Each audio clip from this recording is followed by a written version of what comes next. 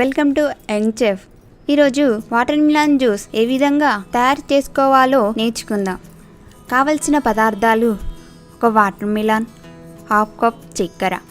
తయారీ విధానం: వీడియోలో చూపించిన విధంగా వాటర్ మిలన్ను కట్ చేసుకొని ముక్కలుగా కోసుకోవాలి.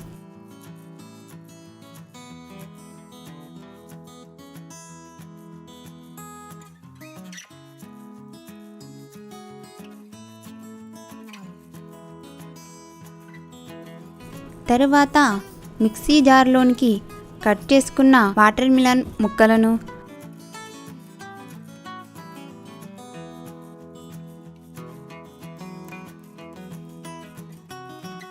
హాఫ్ కప్ చక్కెర వేసుకొని మిక్సీ పట్టుకోవాలి.